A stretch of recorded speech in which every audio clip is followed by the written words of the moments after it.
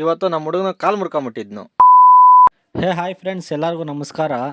ಇವತ್ತು ದಾಬಾಸ್ಪೇಟೆ ಹತ್ರ ಕೆಲಸ ಇತ್ತು ಅಂತ ಹೇಳ್ಬಿಟ್ಟು ಬೆಳಗ್ಗೆ 5 ಗಂಟೆಗೆಲ್ಲ ಬಿಟ್ಟೆ ಮನೆ. ಕಾರ್ ಹತ್ರ ಬಂದು ಕಾರೆಲ್ಲ ಕ್ಲೀನಾಗಿ ತೊಳ್ಕೊಂಡೆ.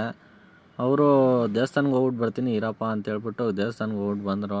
ಕಾರ್ ಓಡಿಸ್ಕೊಂಡು ಅಲ್ಲಿಂದ ಗೇಟ್ ಕಡೆ ಬಂದೆ. ಗೇಟ್ ಹತ್ರ ಬರ್ತಾನೆ ಅಂಗಡಿ ಓಪನ್ ಮಾಡಿದರು. ಅಲ್ಲೇ ಟೀ ಕಾಫಿ ಎಲ್ಲ ಕುಡ್ಕೊಂಡು ಮತ್ತು ನಮ್ಮ ಫ್ರೆಂಡ್ಸ್ ಬಂದಿದ್ದರು. ಅವ್ರಿಗೂ ಸ್ವಲ್ಪ ಊಟ ಹಾಕ್ಬಿಟ್ಟು ಮೇವು ಅಲ್ಲಿಂದ ಬಂದಿದ್ದು ನಾವು ನೆಕ್ಸ್ಟು ದೇವಸ್ಥಾನ ಕಡೆ. ಯಾವ ಊರಪ್ಪ ಇದೆ ಅಂದರೆ ದಾಬಾಸ್ಪೇಟೆ ಹತ್ರ ಇರೋ ಒಂದು ಹಳ್ಳಿ. ದೇವಸ್ಥಾನ ನೋಡ್ಬೇಕಂದ್ರು ಅದಕ್ಕೆ ದೇವಸ್ಥಾನ ಹತ್ರ ಕರ್ಕೊಂಬಂದೆ. ಮತ್ತು ಹೋಟ್ಲ ಹತ್ರ ಹೋಗಿ ಒಂದು ಅರ್ಧ kg ಮೇವು ತಿನ್ಕೊಂಡು ಅಲ್ಲಿಂದ ರಿಟರ್ನು ಊರ ಕಡೆ ಬಂದರೆ ಊರಿಗೆ ಬರ್ತಾನೆ ಒಂದು ಡ್ಯೂಟಿ ಸಿಕ್ತು. ಏನು ಅಂತ ನೋಡಿಸ್ತೀನಿ ಬರ್ರಿ, ನಿಮಗೆ ಗೊತ್ತಾಗುತ್ತೆ ಹೇಗಿದೆ ಅಂತ ಡ್ಯೂಟಿ.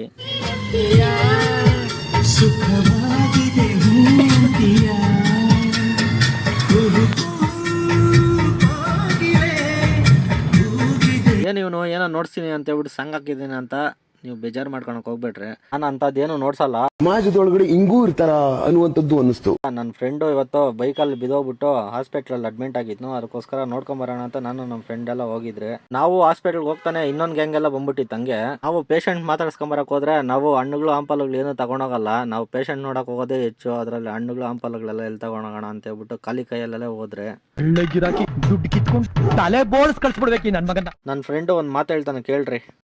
ಜಾಲೆ ಜಾಲೆ ಫುಲ್ ಜಾಲೆ ಮಚಾವ್. ಇವರು ಸಾಮಾನ್ಯ ಮನೋವೈದ್ಯರಲ್ಲ.